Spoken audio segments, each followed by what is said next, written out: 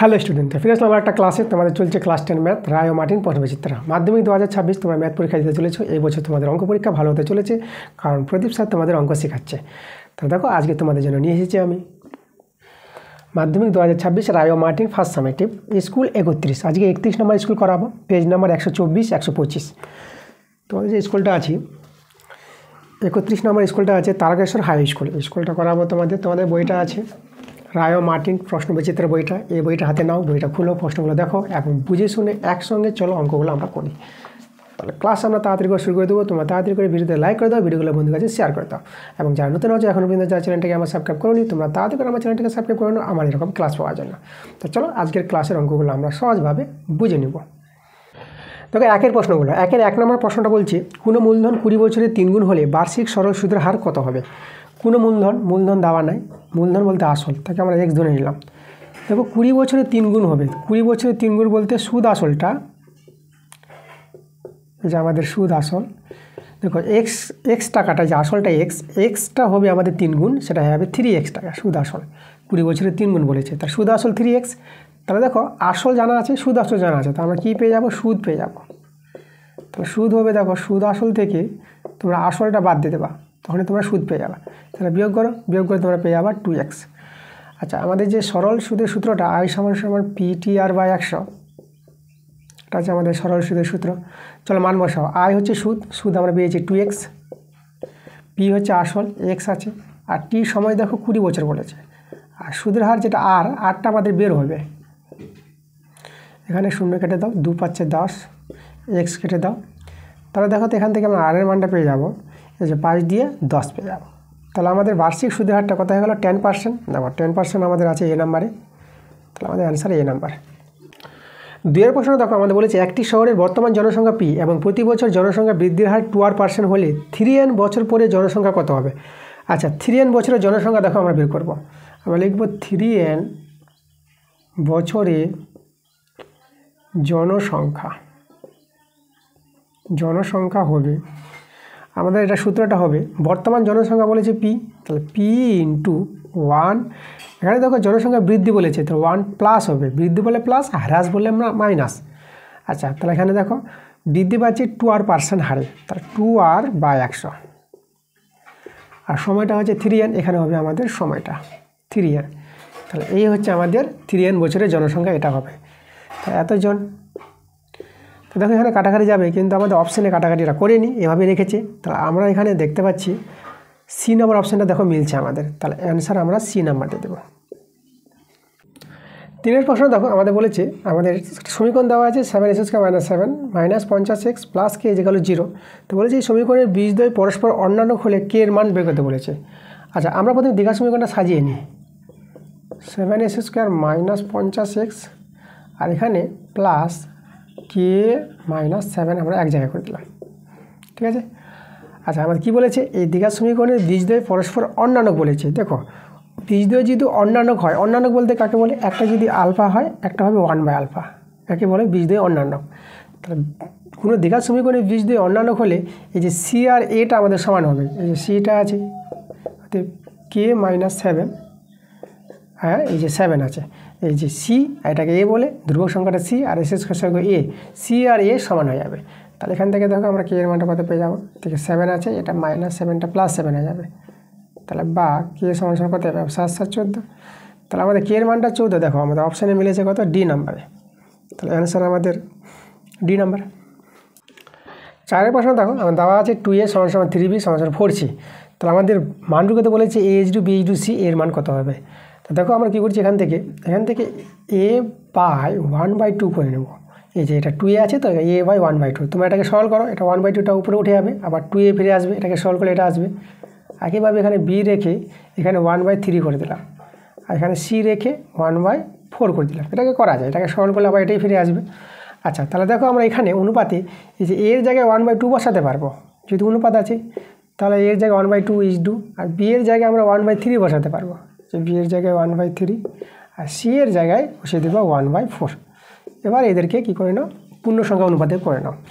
পূর্ণ সংখ্যা অনুপাত করতে গেলে হরটি লসাগু করতে হবে, 2 3 4 লসাগু 12 পেয়ে যাবা। তাহলে সবাইকে 12 দিয়ে গুণ করো,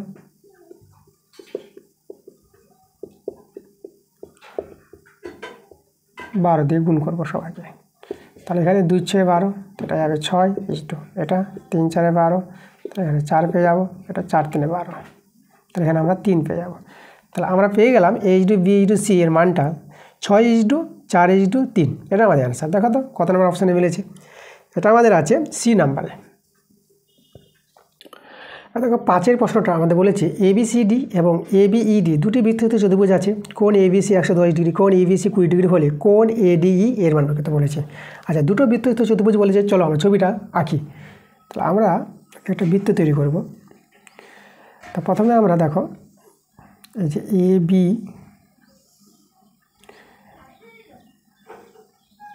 তাহলে আমরা বলবো ABCD। দেখো ABCD আমরা একটা বৃত্তস্থ চতুর্ভুজ রাখলাম। আর একটা বলেছে ABED, তাহলে ABE, দেখো ABE এভাবে করবো, বিটা এভাবে করে দিলাম, আর এখানে এভাবে যোগ করে দিলাম। এই যে দেখো, তো এটার নাম আমরা দিয়ে দিলাম। তাহলে দুটো বৃত্তস্থ চতুর্ভুজ বলেছে, একটা ABCD, একটা ABED, এভাবে দুটো বৃত্তস্থ চতুর্ভুজ তৈরি করলাম। এখন আমাদের কোণ বলেছে ABC 110 ডিগ্রি, ABC মানে এই কোণটা আমাদের 110 ডিগ্রি বলে দিয়েছে। আর একটা কোণ দেওয়া আছে EBC মানে এই কোণটা দেওয়া আছে কত, 20 ডিগ্রি, তাহলে এটা আমাদের 20 ডিগ্রি। আর আমাদের মান বের করতে বলেছে কোণ ADE মানে এই কোণটা, ঠিক আছে, এই কোণটা বড় কোণটা, এই কোণটা মান বের করতে হবে। তা দেখো তো আমরা পেয়ে যাব।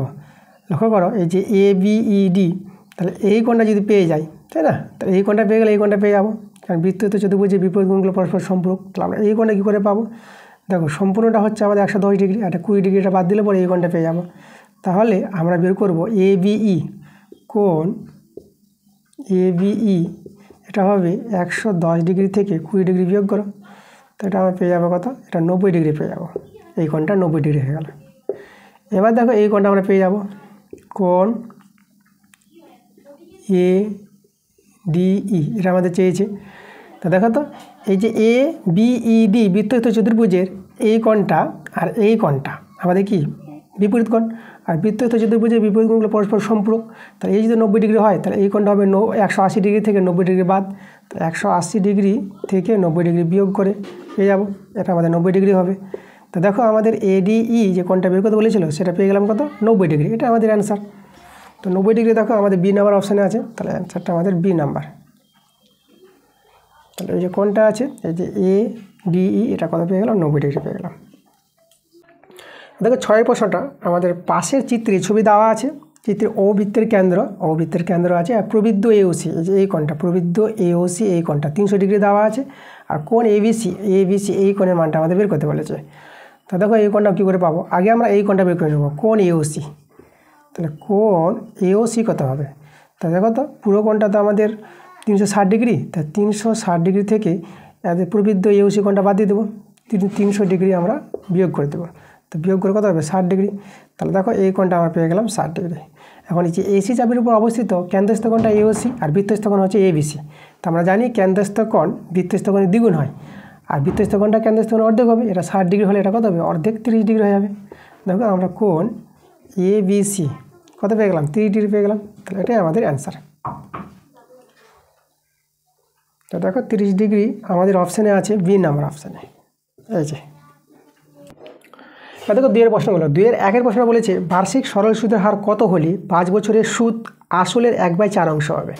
তো সুদের হার বের করতে বলেছে এখানে, আর আমাদের এখানে আসলটা ধরে নিতে হবে, সুদ আসলের 1/4 অংশ। তো আমরা ধরে নিব আসলটা হচ্ছে x টাকা। তাহলে আমাদের সুদ যেটা আয়টা কত হবে, আসলের এই যে x এর কত 1/4 অংশ। তো এটা হয়ে গেল আমাদের সুদ হয়ে গেল। আচ্ছা, তাহলে আমাদের সূত্র হচ্ছে I সমান PTR/100।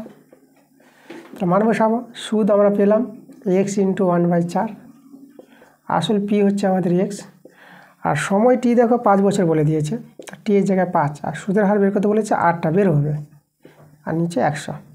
তাহলে এখানে x কেটে দাও, এখানে 5 আর 100 কাটাকাটি করলে এটা 20 পাবা, আর 4 5 20 এভাবে কাটাকাটি করা যাবে। তো দেখো এখান থেকে আর এর মানটা আমরা বর্গগুণ করে কত পেয়ে যাবো, 5 পেয়ে যাবো। তাহলে বার্ষিক সুদের হারটা কত পেয়ে গেলাম, 5%, এটা আমাদের অ্যান্সার। এবার দেখো 2 এর প্রশ্নটা আমাদের বলেছে মানের ঊর্ধ্বক্রমে সাজাও। ঊর্ধ্বক্রমে বলতে ছোট থেকে বড় আকারে সাজাতে বলেছে। তাহলে আমাদের আছে এখানে দেখো এটাকে 3, এটাকে বলা হয় ঘনমূল। যে 3 থাকে দেখো রুট ওভার এখানে ছোট্ট করে 3 দিয়েছে, এটাকে ঘনমূল বলবো। 3 থাকলে ঘনমূল, আর কিছু নাই তো বর্গমূল। আর 6 আছে তো আমরা এখানে এটাকে আমরা ষষ্ঠ মূল বলে দেবো। 4 থাকলে আমরা কী বলবো চতুর্থ মূল বলে দেবো। তাহলে এভাবে করে আমাদের দেওয়া আছে 3√4, √2, 6√3 দেওয়া আছে, 4√5 এভাবে দেওয়া আছে। তাহলে এদেরকে দেখো তো আমরা এভাবে করতে পারবো 4 দিয়ে 1/3, পাওয়ারটা দেখো 1/3 হবে, 3টা এখানে চলে আসবে। একইভাবে √2টাকে 2 পাওয়ারে হাফ, দেখো রুট মানে হচ্ছে হাফ পাওয়ার। আর এটা 3 রেখে পাওয়ারে 1/6, 6টা 1 হয়ে যাবে। এটা 5 রেখে পাওয়ারে হয়ে যাবে 1/4। তো এটাকে এদেরগুলোকে আমরা এভাবে ভেঙে নিতে পারবো। তাহলে আমাদের এখানে ছোট থেকে বড় আকারে সাজাতে হবে, কে ছোট কে বড়। তার জন্য আমরা কী করবো, প্রথমে দেখো এই যে আমাদের এই যে পাওয়ারে যে হরগুলো আছে 3, 2, 6, 4, এদের আমরা কী করবো লসাগু করবো। 3, 2, 6, 4 এদের লসাগু করলে 12 পাবা। তাহলে আমরা প্রথমটাকে নিচ্ছি, দেখো তাহলে আমরা লসাগু 12, তাহলে হরে আমরা 12 নিয়ে আসবো। তাহলে 3 ইন্টু কত গুণ করবো, 4 দিয়ে গুণ করলে 12 হবে। আর এখানে 1 ইন্টু, তো এখানেও 4 দিয়ে গুণ করতে হবে। তাহলে আমরা পেয়ে যাবো কত 4/12। এবার দেখো 4কে আমরা ভিতরে নিয়ে চলে আসলাম, আর 1/12টা বাইরে করে দিলাম। এটা করা যাবে, এটাকে গুণ করলে আবার এটা ফিরে আসবে। এবার দেখো 4-এর উপর 4 পাওয়ার, তাহলে এটাকে যদি ভাঙাই আমরা, তাহলে এখানে 4-এর পর 2 পাওয়ার থাকলে 4 4 16, আর 16 16 গুণ করবো। 16 আর 16 গুণ করো, 16 16 গুণ করে দেখো আমরা এখানে 256 পেতে পারি। আচ্ছা 6 6 36, 6 1 6, আর 6 আর 3 9, আর এখানে 6 1 6, এটা হয়ে গেলো আমাদের 5, এটা 2 দেখো 256।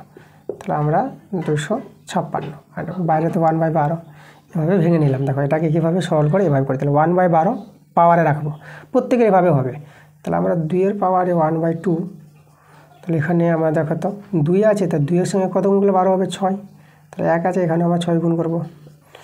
তাহলে এখানে তাহলে 2-এর পাওয়ারে এই যে 6টা ভিতরে চলে আসবো, আর বাইরে এই যে 12 হয়ে যাবে একইভাবে এর মতন। এখানে 12, 2-এর পাওয়ারে 6, এখানে যে ভাঙাও, তাহলে এখানে দেখো 2-এর পাওয়ারে 3 থাকলে কত হবে 8 হবে, আর আবার 3, তাহলে 8 8 64, এটা আমরা 64 পেয়ে যাবো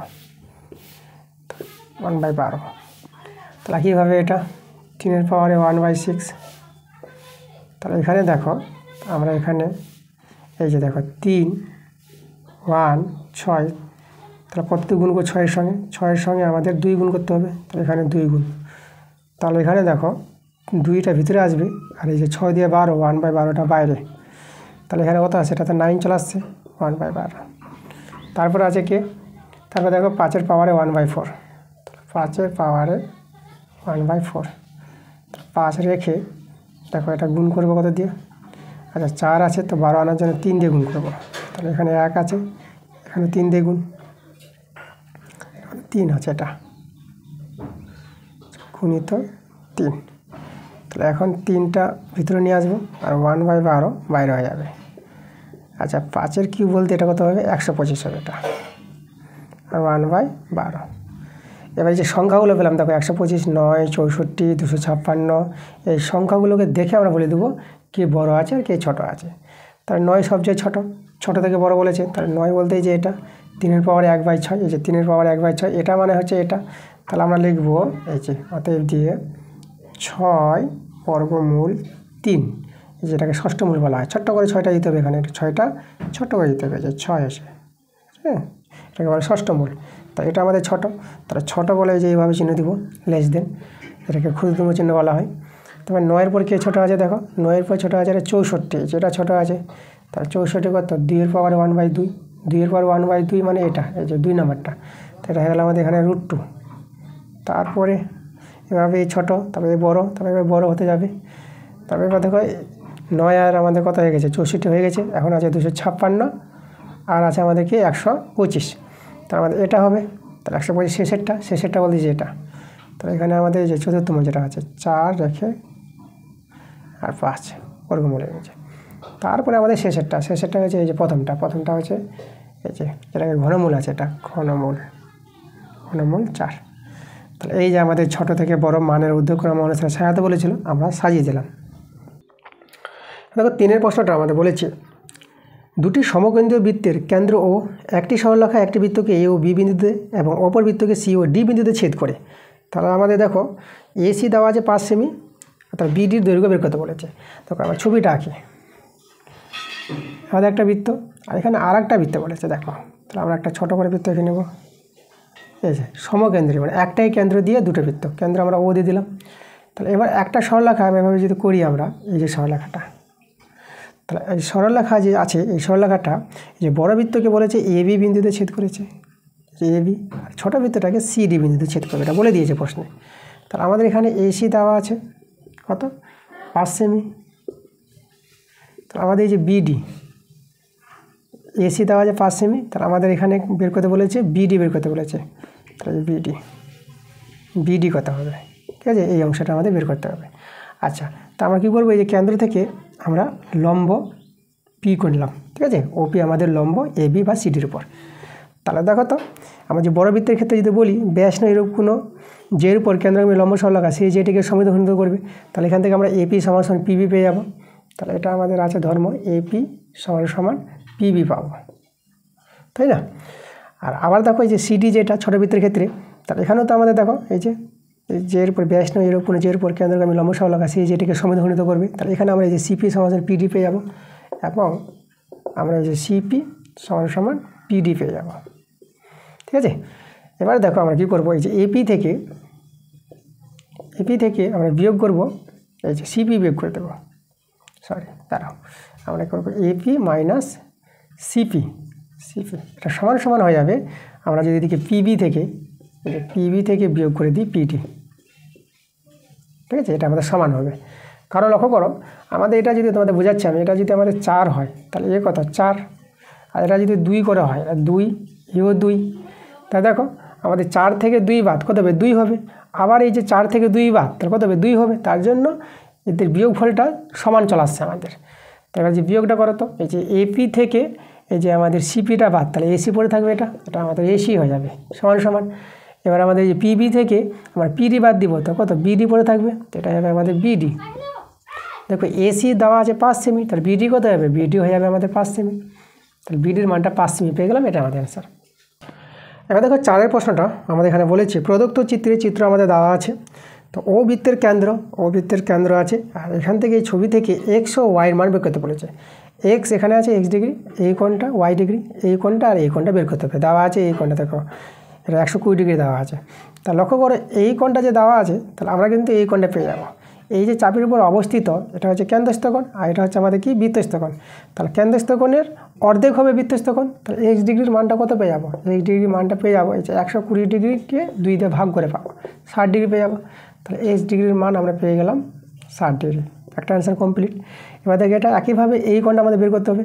তাহলে এটা যদি নাম দিয়ে দিই, এটা এ ও, এটা বি নাম দিয়ে দিলাম। তো এটা প্রবৃদ্ধ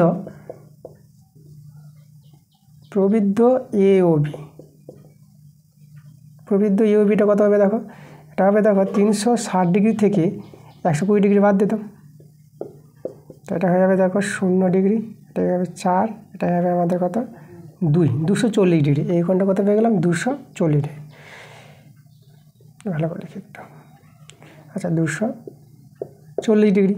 এবার দেখো এই যে প্রবৃদ্ধ কেন্দ্রস্থ কোণটা আর এই বৃত্তস্থ কোণের কী হবে, দ্বিগুণ হবে, আর বৃত্তস্থ কোণটা এই প্রবৃদ্ধ কেন্দ্রস্থ কোণের অর্ধেক হবে। এটা 240 ডিগ্রি হলে এর অর্ধেক করে হবে ওয়াই ডিগ্রি মানটা। তাহলে যে ওয়াই ডিগ্রিটা পেয়ে যাবো 240 ডিগ্রির অর্ধেক, 2 দিয়ে কাটাকাটি, তাহলে এখানে যাবে 1, 2, 0। তাহলে ওয়াই ডিগ্রি কত পেয়ে গেলাম 120 ডিগ্রি। দেখো আমরা এক্সের মান কত পেয়েছি, এক্সের মান পেলাম 60 ডিগ্রি, এক্স ডিগ্রির মান, আর ওয়াই ডিগ্রির মান পেলাম 120 ডিগ্রি, এই যে আমাদের অ্যান্সার।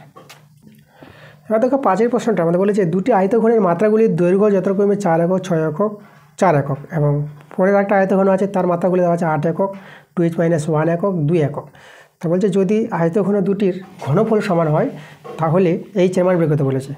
তা দেখো প্রথম যে আয়তঘন আছে তার আয়তন কত হবে, মাত্রাগুলির গুণফল, তাহলে 4 × 6 × 4, এই যে দেখো প্রথম আয়তঘনের আয়তন, এটা সমান সমান বলে দিচ্ছে দ্বিতীয় আয়তঘনের আয়তনের সঙ্গে। দ্বিতীয় আয়তঘনের আয়তন কত হবে, আয়তন বা ঘনফল, তার ঘনফলটা হবে 4 × 8 × 8 নয় 4, আচ্ছা প্রথমে আমাদের এখানে 8 আছে, দ্বিতীয় আয়তঘনের মাত্রাটা প্রথমে 8 আছে, 8 × 2h - 1 × 2।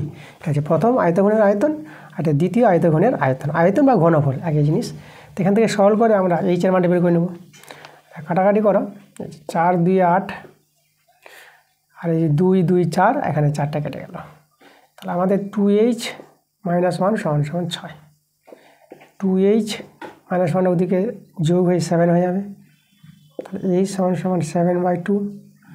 আচ্ছা, এটা যদি ভাগ করে নাও তাহলে 3.5 পেয়ে যাবা, 3.5। তাহলে এইচের মানটা পেয়ে গেলাম 3.5। আমরা একক লিখবো এখানে, একক। এবার দেখো 3-এর অঙ্কটা। 3-এর অঙ্কটা তোমরা আগের ক্লাসে পেয়ে যাবা, তোমাদের যেতে হবে পেজ নাম্বার 116 পাতার স্কুল 21, সেখানে দেখবা 3-এর অঙ্কটা আছে। তোমরা আগের ক্লাসে গিয়ে অঙ্কটা দেখে নাও। এবার দেখো 3-এর অথবা অঙ্কটা আমাদের এখানে বলেছি, শতকরা একই সুদের হারে কোনো মূলধনের 2 বছরের সরল সুদ ও চক্রবৃদ্ধি সুদ যথাক্রমে 400 টাকা ও 410 টাকা হলে ওই মূলধনের পরিমাণ ও শতকরা বার্ষিক সুদের হার নির্ণয় করতে বলেছে। আচ্ছা, মূলধন মানে আসল, তো মূলধন বা আসলটাকে আমরা ধরে নেব x টাকা, এটা আমাদের হচ্ছে আসল। আর সুদের হারটা, বার্ষিক সুদের হারটা যেটা আর, তাকে আমরা ধরে নেব y%। তাহলে আমাদের এখানে সরল সুদ, এখানে যেটা আছে সরল সুদ যদি বের করি 2 বছরের, তাহলে সরল সুদ সেটা সূত্রটা আমাদের দেখো PTR/100, সেটা হচ্ছে আসল ইন্টু সময় 2 বছর আর সুদের হার y%, মানে y/100, এটা হচ্ছে আমাদের সুদ। আচ্ছা, এই সুদটা সরল সুদ বলে দিয়েছে 400 টাকা, তো এটা আমাদের 400 সঙ্গে সমান, একে আমরা 1 নং নাম দিয়ে দিলাম। এবার চক্রবৃদ্ধি সুদ, চক্রবৃদ্ধি সুদ, দেখো চক্রবৃদ্ধি সুদ তার সূত্রটা আমাদের জানতে হবে, এই যে আসল ইন্টু 1 প্লাস এই যে y/100, মানে r/100 হয় এখানে, আর সময়টা আছে 2 বছরের 2, আর আসলটা আবার বাদ দিতে হবে, এটা সমূল চক্রবৃদ্ধি, সেখান থেকে আসল বাদ দিলে পরে আমরা চক্রবৃদ্ধি সুদ পেয়ে যাবো। এটা যদি আমরা সরল করে নিই, দেখো এটা আমাদের সরল করতে হবে, এটা আমরা পেয়ে যাবো x যদি কমন নিয়ে নিই, তো এটা হয়ে যাবে 1 প্লাস y/100 তার whole square minus 1, x common. এখানে a plus b whole square সূত্র ভাঙালে এটা হবে a² 1 প্লাস 2ab, ab বলতে দেখো 2y/100, এটা পেয়ে যাবা 2ab, b তো এখানে a তো হচ্ছে 1, আর b² y²/100² এখানে 10,000 হয়, 4টা শূন্য, এদিকে -1 প্লাস 1 আর -1 কেটে দাও। আর এই দুটো থেকে দেখো আমরা y/100 কমন নিতে পারবো, তাহলে বাইরে xy/100 হয়ে যাবে, আর ভিতরে রয়ে যাবে এটা, এখানে 2 থাকবে প্লাস, আর এখানে y/100 থেকে যাবে। তা আমরা চক্রবৃদ্ধি সুদটা সরল করে নিলাম, এভাবে রেখে দিলাম। আর এর মানটা আমাদের বলে দিয়েছে কত, চক্রবৃদ্ধি সুদ বলেছে 410 টাকা, 410, আমরা 2 নং নাম দিয়ে দিলাম। এখন আমরা কী করবো, 2/1 করে দেখাবো, 2/1 করে পাই। আচ্ছা, আমরা এখানে দেখাই ভাগটা। তাহলে আমরা প্রথমে 2-এর পার্টটা লিখবো আগে, xy পার্টটা ভালো করে xy/100 আমাদের আছে 2 প্লাস y/100 বাই, আর এখানে দেখো সরল সুদ যেটা আছে আমাদের, এটাও আমরা লিখতে পারবো এখানে 2xy/100, আর এইদিকে এখানে 410, আর এদিকে আছে 400, এই যে। তাহলে এখানে xy100 কেটে দাও, আর এখানে 0 কেটে দাও, 2 দিয়ে যদি কাটাকাটি করো এটা 20 পেয়ে যাবা। তাহলে আমাদের থেকে গেল 2 প্লাস y/100 সমান 41। তাহলে এখান থেকে y/100 সমান, তাহলে এখানে আমার কত হবে দেখো, তাহলে 41, 2টা এদিকে বিয়োগ হয়ে যাবে।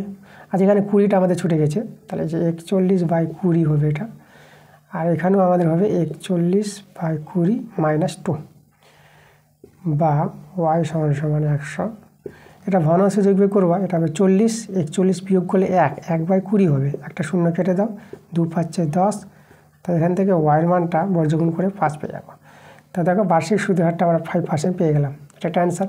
আর x-এর মানটা দরকার, তাহলে x-এর মানটা পাবো এই 1 নং থেকে, তাহলে 1 থেকে যদি আমরা মানটা বসিয়ে দিই, তাহলে আমাদের আছে এখানে x × 2 × y জায়গায় 5 বসিয়ে দেবো, নিচে 100, আর এখানে আছে 400। আচ্ছা, এখানে 2 দিয়ে কেটে দিলে 200 হবে, 5 দিয়ে যে কাটাকাটি করো 5 × 4 = 20, আর এখানে একটা 0, তাহলে x সমান কত পেয়ে যাবো দেখো, এই যে এদিকে 4 আর 40, এদিকে দুটো শূন্য বসে যাবে। তাহলে দেখো আসল বা মূলধনটা কত হয়ে গেল, 4000 টাকা। ঠিক আছে, তাহলে আমরা বার্ষিক সুদের হারটা পেয়ে গেলাম 5%, আর মূলধন যেটা আসলটা পেয়ে গেলাম 4000 টাকায়। এটাই আমাদের অ্যান্সার। তো 4-এর একের অঙ্কটা তোমরা পেয়ে যাবো আগের ক্লাসে, পেজ নাম্বার 108 পাতার স্কুল 12, 4-এর একের অঙ্কটা আছে। আর 4-এর 2-এর অঙ্কটা তোমরা পাবা পেজ নাম্বার 102 পাতার স্কুল 5, 4-এর 2-এর অঙ্কটা আছে।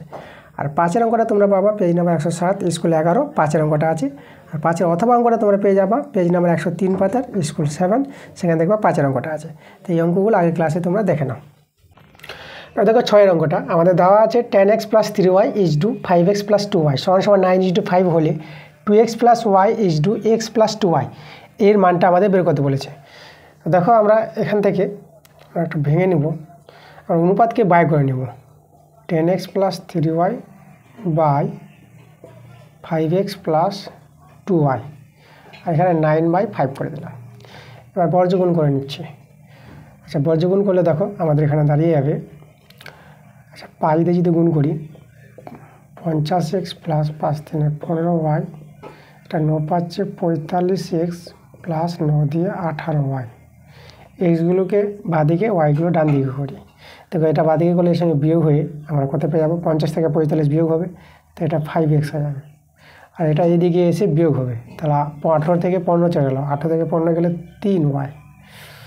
আচ্ছা, তাহলে এখানে আমরা দেখো x/y করে নিচ্ছি, এখানে 3/5 করে নিলাম। x/y মানটা বের করে রাখলাম। এখন আমরা এটাতে চলে আসবো। দেখো একে আমরা কি করছি, আচ্ছা এর মান বের করতে বলেছে, তাহলে আমরা একে বাই করে নিলাম 2x + y / x + 2y। আমরা কি করব, এই যে x/y আনার জন্য আমরা y দিয়ে ভাগ করে দিই। তাহলে y দিয়ে ভাগ করলে এটা x/y হয়ে যাবে, y দিয়ে ভাগ করে এটা 1 হয়ে যাবে, 1। এখানে x/y, এটা y দিয়ে ভাগ করলে y কেটে যাবে, তাহলে 2 থেকে যাবে। এবার আমরা মান বসে দেবো, x/y এর মানটা পেয়েছি 3/5 সমান, আর এখানে 3/5 + 2।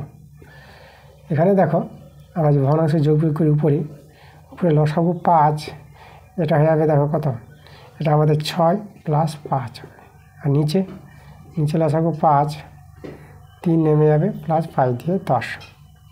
আচ্ছা এই 5 কেটে নিতে পারবা, হরে 5 আছে, এখানে হরে 5 কেটে যাবে। তাহলে এখানে উপরে দেখো, উপরে আমাদের কত, উপরে আছে আমাদের 6 × 5 = 11, আর নিচে 10 × 3 = 13। তাহলে দেখো এর যে অনুপাতটা এটা তো আমরা পেয়ে গেলাম অ্যান্সারটা 11:13। এটাই আমাদের অ্যান্সার। 6-এর অথবা অঙ্কটা দেখো দেওয়া আছে a = √5 + 1 / √5 - 1, আর b = দেওয়া আছে √5 - 1 / √5 + 1। তোমাদের মান বের করতে বলেছে a³ + b³ / a³ - b³ এর মানটা বের করতে বলেছে।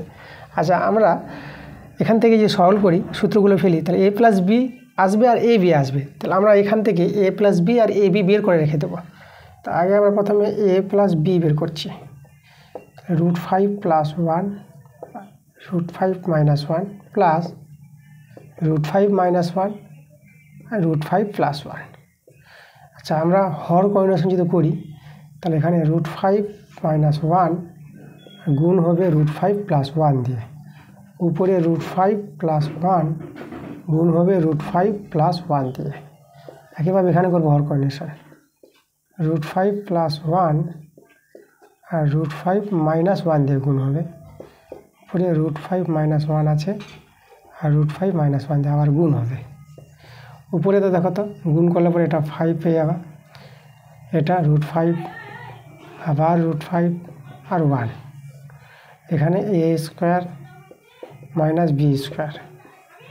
এটা একইভাবে গুণ করে এটা 5 পাবা, -√5 -√5 + 1, এখানে √5 এর স্কোয়ার -1² 5 × 6 + 2 √5 পেয়ে যাবে।